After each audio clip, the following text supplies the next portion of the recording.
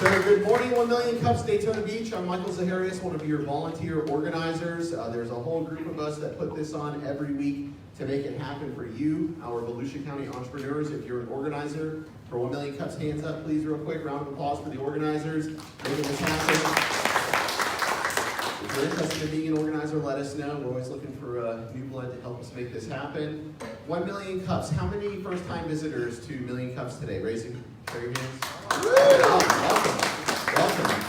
Thanks so much for being here. So a quick grounding on who we are and what we do. Million Cups is a program out of the Kaufman Foundation in Kansas City. Right now in more than 175 locations across the country.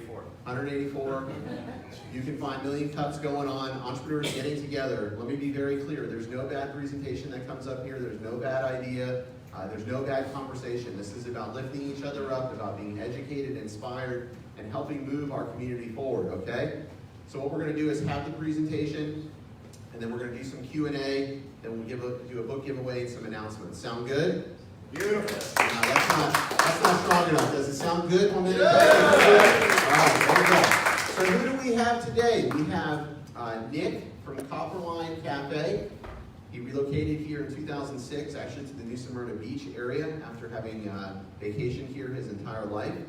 And he is going to share with us what he's got going on with his business. So please help me give it up for Nick with Copperline.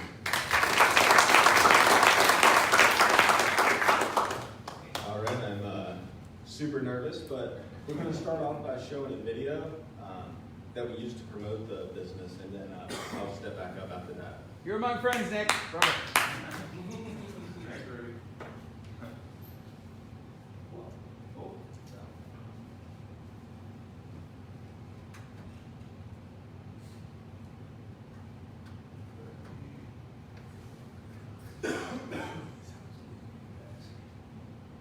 My hair looks amazing.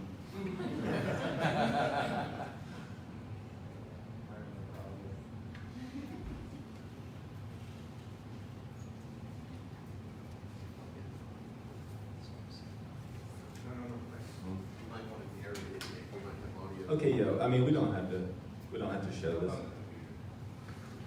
You can look it up on YouTube. Oh, I see. Narrate. Dog in it. All right, okay, I'll go ahead and narrate it. There's littles. We're just, if you could hear me, I'm just talking about the company and like our vision a little bit. And I can pretty much just, we don't have to show this. Always appealing to coffee shops. And to me, it's like, if you watch Friends, the show, they like. All right, hang on. Give it up for Nick one more time. Let's start Here we go.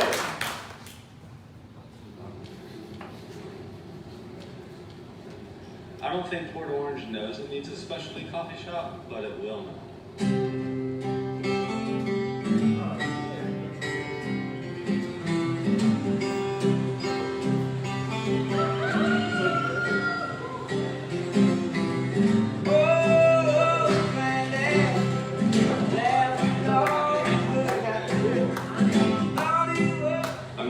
And I'm opening Copperline Coffee and Cafe in Port Orange, Florida. I guess that's kind of like one thing of always appealing to coffee shops. And to me, it's like, if you watch Friends, the show, they like gather in the coffee shop, you know? It's kind of like, honestly, like a bar that you can go to in the morning time, and it's acceptable. We get all our coffee beans from Island Roasters out in New Smyrna. It's all organic, all fair trade. The guy that does it just knows what he's doing, and he's on point. I guess a coffee shop always appealed to me, even before the whole specialty coffee thing. Like when people, well, there were still coffee shops, but people were just making drip coffees and making lattes and stuff. But the more I got into coffee, the more I really got into coffee and figured out the best way to have coffee. For me, the specialty coffee is just important because, like, it's taking the coffee to the next level. This isn't like, it's definitely not Starbucks. And it's even more naughty than like Folgers, like that you get at your house. When I was younger, wish that I knew what I know now. When I was stronger.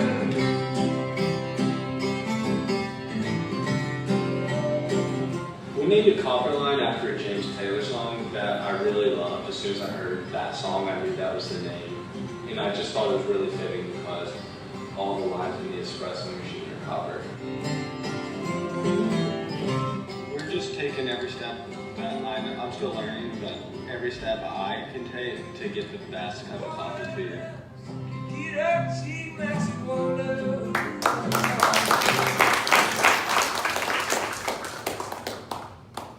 Okay, so that was the easy part. Now I have to talk.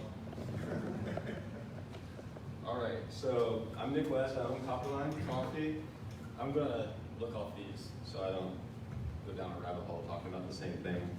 All right, so anyway, we've been open for about 1 year and 3 months now. It's going better than I could have ever imagined it going. Okay, and then, so I'll tell you a little bit about myself now I got started. So I was born and raised in Knoxville, Tennessee. I'm sorry, I'm so nervous. All right, yeah, so I was born and raised in Knoxville, Tennessee. We moved to New Smyrna Beach in 2006. And so I started going to school at DSC, and then I wound up graduating in Florida Technical College for multimedia, graphic design, and web design. I got jobs doing that and hated it. I thought it was something I would like to do. Turned out I'm not good in an office situation. Like just sitting there on the computer all day was not for me.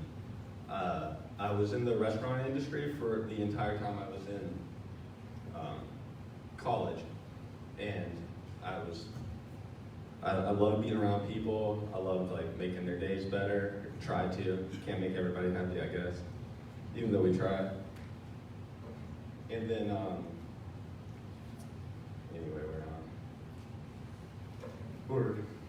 We need a platform for you to put those items on. Can you give them a desk or something? I need a platform.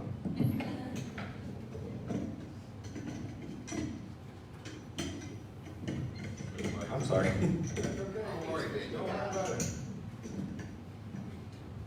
yeah. You gotta be close to the mic. Hello, hello. Okay, cool. I'm here. Right. Thank you. Okay, I'm good.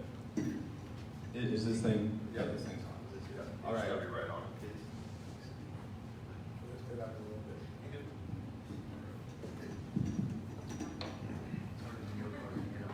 Yeah. You need a coffee. I need some coffee. Copperline Coffee. Man, you guys are really taking care of me. All right.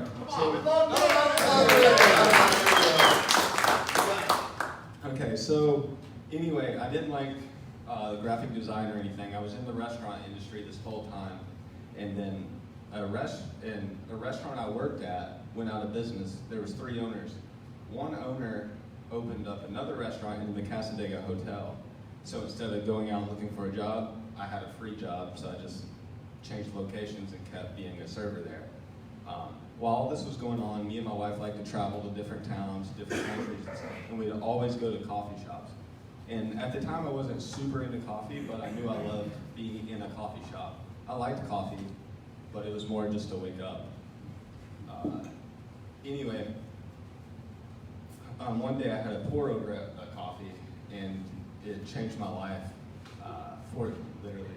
I loved it, so I went home, bought all the equipment to do a pour over, bought coffee, I started grinding it myself, and then I just started getting more and more and more into coffee. So it was kind of like a hobby, you know? And anyway, in the Casadega Hotel, there was an opportunity that kind of just fell into my lap to open, and I knew I wanted to open a coffee shop. And so I started a little coffee bar in the hotel lobby of Casadega. And I did that for a couple of years, and it was a great starting point for me. I got to prove to myself that I could make money selling coffee because I didn't know if I could or not. So I did that for a couple of years, and then powering up. And then, Yeah, Nick. powering up. Power up. It's on a roll. I was on a roll. Okay, but anyway, I started that, and it went good. I got to learn a lot, got to make some mistakes out there, and anyway, I knew it wasn't for me. I didn't love being out there because it's kind of a tourist town and I don't see a lot of the same people every day. I saw new people every day. And I knew I didn't like that part of it, and it wasn't my full vision. So I started looking for a location, and we found the pavilion. And then after that, at that point, I needed to, I started looking for money so I could open this, because it took pretty much nothing to open up the Casadega when it was all there for me. It was like already built out. So I left there, and we went. Sorry, I'm trying to get my mind right.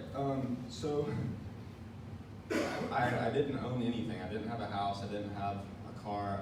I mean, I didn't own a car completely, and so I couldn't get any business loans. So I had some friends that really believed in me, and they let me live with them for over a year for free, completely rent-free. So I just saved and saved and saved, me and my wife. Just saved. I worked the entire time. If you'd like to provide their names, I think that'd help a lot of people. Yeah, if you want to move in, we're still their friends, too. After living with them over a year, yeah. So, anyway, they really helped me out, and just because they believed in what I wanted to do, and we came up with enough money to open it. And then that's when I realized there's so many more obstacles than just money to open a place like this. Let me look at my notes here. I'm just kind of freestyling. That's the entrepreneurial way, man. All right. I'd like to stick a little bit on here because I'll just keep talking about the same thing. Anyway, I knew that permits and licensing was really difficult for me. I'd never done anything like that before, and so I would go to the city and fill out what I thought I needed to fill out. I'd take it back, and then they would tell me I had to take it to this person. I'd take it to them. They'd give me something else to fill out to take to somebody else, and I did that until I completed the game that they wanted me to do. And so I did that, and so that was a really difficult time. And then there was a couple times that I got like hit, sideswiped. I didn't know what impact fees were, but I do now. And so you got to watch out, because where Copperline is now, it was never anything before. So there was still dirt on the floor when we got the spot. So there was a lot of fees that went into that. So I would give somebody that's trying to start something like that the advice to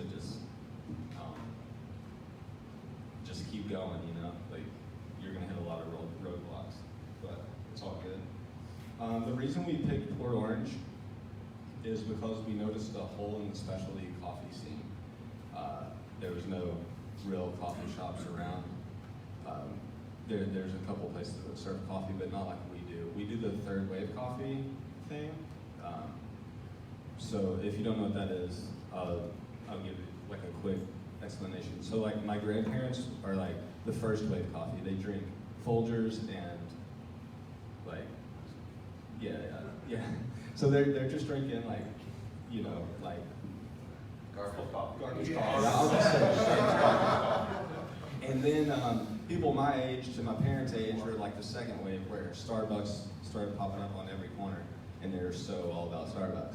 And then people my age and younger, it's kind of like beer, you know, like you saw craft beers, breweries popping up everywhere. It's kind of like that. Like people realize that coffee could be so much more than just burning coffee. And you can roast it in all these different ways, get all these different flavors out of it. And that's really where my passion is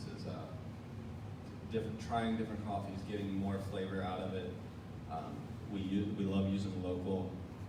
We use a local roaster out of New Smyrna, but we also do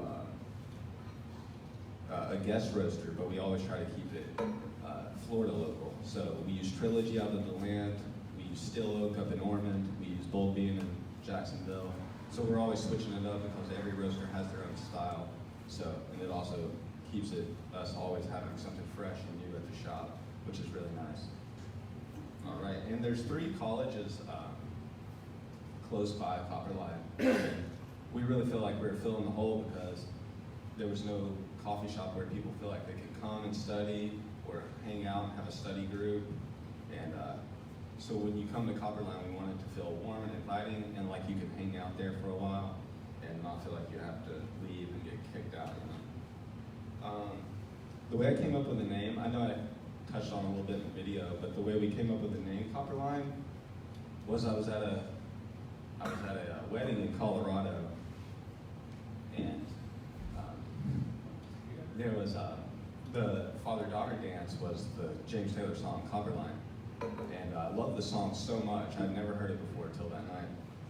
And at this moment, I knew I wanted to open a coffee shop, but I didn't know what I was going to call it or anything. And I'm always trying to think of names. And I told my wife that night, I was like, I really love that song. I was like, that's what we should call it. The coffee shop is Copperline. She's like, I really like it. I think it sounds cool, but it makes no sense. I'm like, you're right. It probably doesn't make sense. Like, I'm just like, so I went to bed that night and I woke up the next morning and I was like, you know, all the like lines, all the water lines in the espresso machine and the coffee machine are copper. So I made it make sense, and it's called Copperline.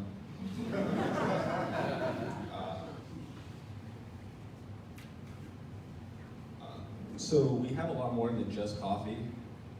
At Copperline, we make all our own food from scratch. We have a bunch of different desserts.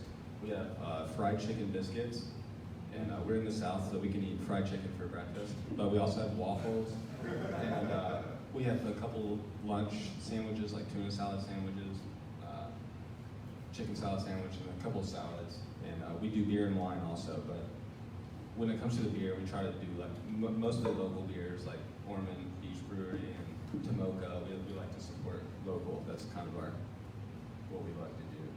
We hope to get into using more local farms soon for like our salads and stuff like that. So, at this point, we're fortunate enough that Copperline is running like we're not dumping money into it. It's actually making money, which feels really good for the 1 year being open.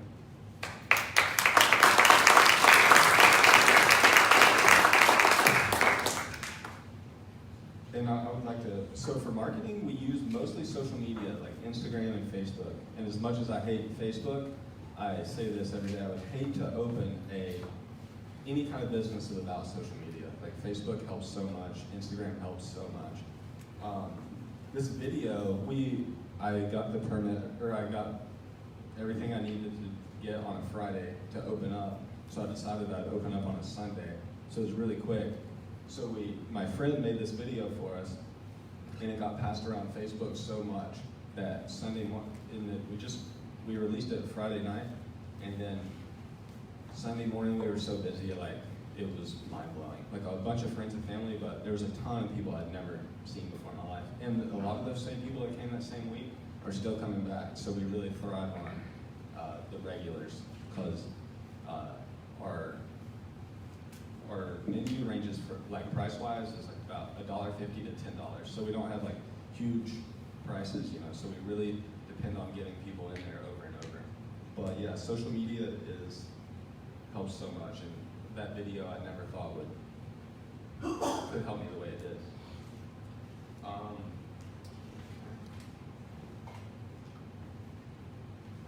An obstacle we're facing at the moment at Copperline is seating. If I knew now, like when we were first opening, I was like, there's no way we're gonna fill this place out. And I wish I'd known now that we need more seating for sure. So that's something we're always struggling with, is trying to come up with new ways. We've added a couple tables, but we can only add so much. And because of the way we built the bar, if you've ever been in there, you know you can't it's pretty packed out with seating, you know, as much as we can.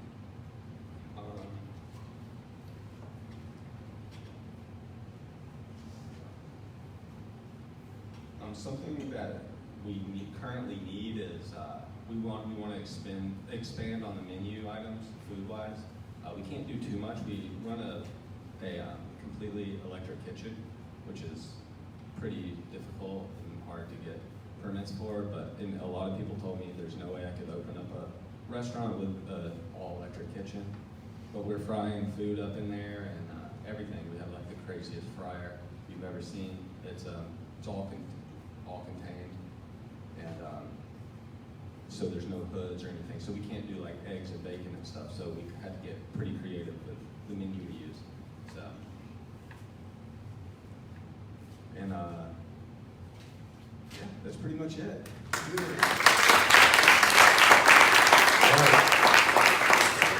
All right, round of applause. Yeah, great job, Nick. You're gonna stand there again. Okay, questions? Any questions for you? Who wants to get us started? Alex? Stand up and introduce yourself. You said you wanted to do expansion for seating. Do you have a patio? So we is this thing? Yeah, it's fine. Yeah, we might have turned it off by sliding your feet down. There's a switch right where your fingers are. Okay. Go up. I'm back. Yeah. Okay. There it is. So we've expanded out to outside as much as we can because the pavilion won't allow us to put more than one table out front because the walkway has to be a certain, like legally has to be a certain. So we have one table out there. So that's as good as we could get on that, yeah. Yeah, hi Nick, it's Rudy Hoffman, certified financial planner, life insurance broker. First, I want to thank you for being there and also your membership in the Port Orange South Daytona Chamber. You had a very nice event where you did a ribbon cutting and grand opening, and it was just really lovely, and we really appreciated that. I also want to ask you about your, the rent factor at the pavilion's got to be, it looks like it's got to be really pricey on a per square foot basis. Did you consider other options? Are you happy with the pavilion? Can you talk about your location, please? Okay, yeah, for sure. Picking that location was difficult because when I saw the price, it was a little. I didn't know if it was doable when you're selling $3 coffees, So, but the traffic, the walk-by traffic it brings is more than enough to sustain. Did you get any market research done in terms of number of residences within 2 miles or anything like that? Yeah, we did a little bit of that, not a ton, but we definitely looked at other businesses selling similar products and kind of just hope for the best, Okay. So. Hi, Michelle James, Space Coast Credit Union Business Advisor. Great presentation. Can you talk to us, so I work with a lot of startups and I can hear the struggles going through it, and the pace, you just never know, you're juggling permits or building out. If you could talk about some of the things maybe you would have done differently that helped, and I have another question after you answer that. Okay, yeah, some I would have done differently. Well, we did pretty much everything ourselves, and I made a lot of mistakes because I was doing it all myself. When I could have just paid somebody to paint the ceiling for me, I decided to paint the ceiling myself, and I got overspray on all the fire, what are those things? The fire things? The sprinkler heads, and I had to replace every sprinkler head in the place. So. You only gotta learn that once. Yeah, That's right. There's that, and I just put a lot of time and money in trying to do things myself, and you could probably pay a professional and it'd be done quicker and faster. Right, yeah, that's some conversations I have with, a lot of startups is what is the cost to just pay somebody to do it, and then who have more useful time doing other things. My second question is, you talked about your target market is your age. Are you finding your traffic is indeed somebody around your age group, or are you getting multiple age, Okay, yeah, typically between 13 to 50 is who we get coming through the doors. The younger they are, the more like frappuccinos, sweeter drinks, iced lattes, iced mochas, they love that. And then there's a lot of people that, a lot of people like that stuff, and we sell a ton of that. And then mostly college age kids is who we have coming in around that, they want to come in and study. And it seems like the younger you are, the more appreciative you can be, for some reason, of what we serve. Because it's not the cheapest coffee. It's hard for somebody that's been drinking 50-cent coffee their whole life, it's hard to tell them it's going to be $4, and they don't know why, what makes it so special, How you doing? Andre Jones, Smart Stone Repair. Can you talk a little bit about, because I see your passion for coffee and how you feel about it. Can you talk a little bit about your like staff and how you hire and what you expect of them, how they treat coffee, how do you pass on that same passion and you look for that in them? Okay, yeah. So I forgot to touch on that. So finding staff is probably the hardest part. And training people I mean, it's a skill for sure to be a barista, and it's not easy. So it takes about a year to get somebody comfortable enough to be alone on the espresso machine, and to be like, when you're charging somebody $5 for a latte with the flavor and stuff, it better taste like a professional made it, you know? So we were really, we have like all these guidelines, and we have certain ways that we weigh stuff out, and we grind it a certain way. And everybody should be making everything the same way. But it is tough to get every single person there on the same page. But I think we're doing a pretty good job, and I'm super fortunate. I know I'm lucky to have the staff I have, for sure. Hey Nick, Sean Abbott, The Art Revolution, great presentation. So you said your biggest challenge is capacity. Obviously that's where your growth could be. So have you looked at tenants on each side, what their current lease is, maybe moving it to expand, etc.? I actually have, I've thought about that, but what's right next to me, well, we have a U-Break iFix, and they're really great neighbors. You know, A lot of foot traffic.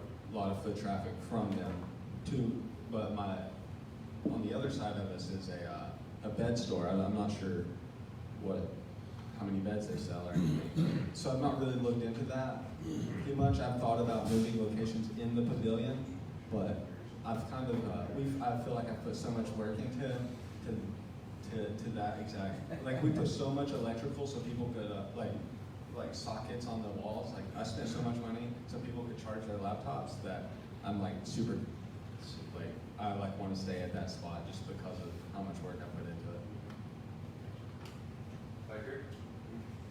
Hey, my name's Michael, also with Space Coast Credit Union. You mentioned that you're wanting to expand out your food menu a little bit, and that you're all electric kitchen. Have you looked into like cooking sous vide methods or anything like that with poached eggs and even meats? Nothing like that. We've been buying these what I'd really love to get out on the menu is like an egg sandwich of some sort. So I bought these there's these little they make eggs, you know. So you just put it in there and it does it, but it comes out looking kind of strange to me. And electric egg cooker? Yeah, I'm not super into the way it looks. So if we can make it, so we're open to ideas for sure. But I mean, we can bake eggs and stuff like in little muffin tins, but it's just not quick enough. People don't want to sit around and wait for us to bake them an egg, you know. So it's got to be quick. It's got to be fast. You know. So. Nick, Michael Zaharias, Florida Virtual Entrepreneur Center. Really great job today. I commend you for getting up here and sharing your story. I've got two questions for you. I'm curious, you know, your passion comes from coffee, but you're also selling food. So what got you into that, and are you doing that, or was that something where you brought in, you know, the chef to handle that piece of the business, but you saw maybe opportunity for revenue? Okay, yeah, so in a perfect world, it would be just coffee, you know? But I noticed there would be no way to pay rent selling just coffee. So I decided to bring on food, and I'm lucky enough to have a chef that I've known for a long time, and he came aboard with me, and he's come up with this great menu for us and all these recipes. And he's also a baker, and that was it. You know? So we brought the food on to bring more people in, so they can have food and coffee instead of just buying coffee. And my second question is, have you thought about, rather than expanding your current location, actually maybe taking this model to another city? Ormond, Oh, yeah, for sure. Deland. Yeah, we've thought about that. We'd like to do that. It's just all about finding, like one thing I'd like to do is find a spot small enough to where I don't have to have a full kitchen, and we do just coffee, kind of like what I was saying. We do just coffee, and we make everything at the Port Orange location, like all the cakes and desserts that we already make, and then bring them over from there. That way, I don't have to have two kitchens. I just like use one kitchen.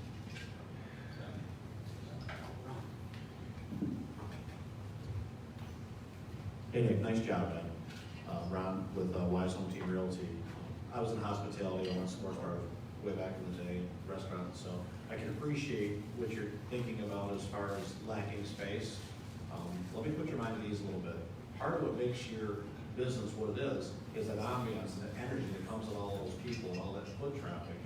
But I learned along the way that parking and foot traffic and accessibility were far more important, and sometimes space is overrated because if it's busy and you want to be there, it's where everybody's going to. So you might have it just dialed in the right way with a lot of people, and you have to wait for a table. People do it all the time, that's okay. The only thing that I learned along the way that would alleviate that is I just monitor what my traffic was during the day, and I looked at filling some traffic. Let's say that you were quiet from 10:30 to 11:30. You might think of a way to promote something during that time you're a little bit off, and that'll ease your revenue. Right, yeah, that's a good idea. Anyone else? Nope. Hello, Erin Patterson with Ascend 386. Merch, do you sell it just in the store, online? I would like some. Yeah, we sell it. We sell it in store. Yeah, we sell it in store. Yeah, that's one of the things that I thought I needed was some shirts and stuff, and some mugs and hats, and we sell a ton of them. Like I feel like people get attached to their coffee shops when they start coming through, and like they want to buy the shirt. They want to. It's like their team, you know. It's like they want that jersey, you know, to wear. Yeah. For sure. So we take it super serious, and like we love our merch, you know, and we get like really good quality shirts and stuff. So. Okay, I'll be coming to get a hat very soon. Yeah, come get a hat. Also, do you ever host events at your, like have people like rent the space out to host maybe events if they wanted to do, I don't know, some kind of group activity or whatever?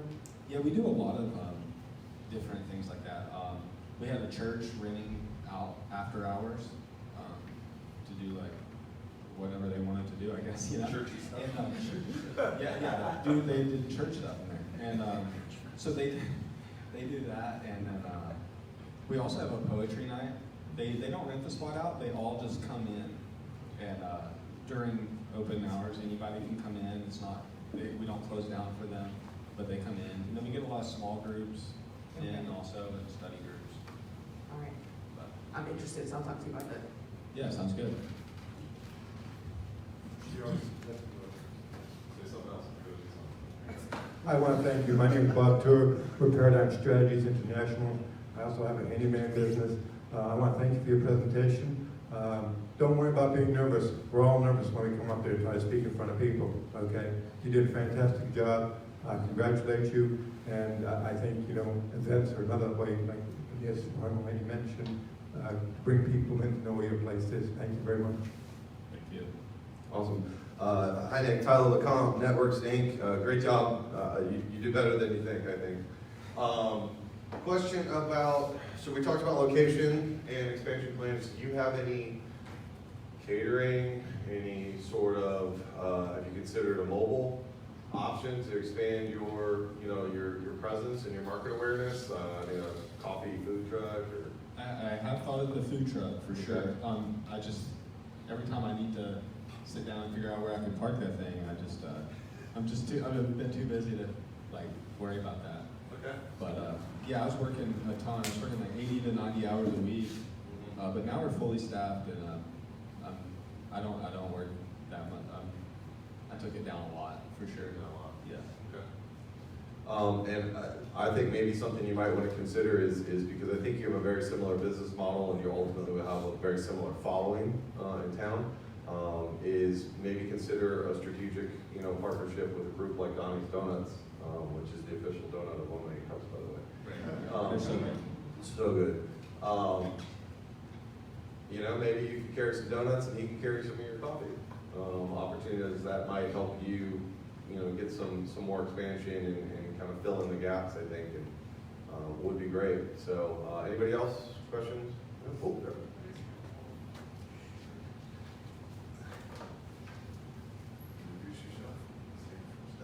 I'm Chef Brinson from Stetson University. The big question I have for you is you're mentioning opening a new location or maybe having a food truck or something like that. So I know Trick could be like closer. So if you were to open a new location, what would be your core values for new employees? Because I'm assuming you'd have to hire new people for these new locations. Okay, yeah. Let me think about that. Like if I walk into your store, what do you want the customer to see? What do you want them to think? What do you want them to feel? If you're not there, Okay, somebody else okay, is yeah, representing you. okay, yeah, for sure. One thing I always tell them, the employees, is that we try to like go off Southern hospitality. That's like our, like, that's what we try to be like super friendly like that. And one thing we can't always control is you can't always control, like, maybe mistakes happen, you know, like you can burn milk and you get like a burnt latte, or you might misweigh something, you know, and get a weak cup of coffee, or maybe there's grinds in your coffee or something. Like, mistakes do happen like that. But something that can always be done is you can always be friendly to somebody. You can always, there's no excuse to not always be 100% on top of customer service to me. And that's what, I always, like, people will go out of their way for good customer service, you know, for sure. All right, anybody else? No, round of applause. We got through it. We did great. We got a coffee cup for you. I'm sure you haven't touched one of these yet. Exactly what he needs. They're designed to hold the liquid that you make. So we expect to see it on the counter at all times. Yeah, for sure. All right. I don't think we have any major announcements this week.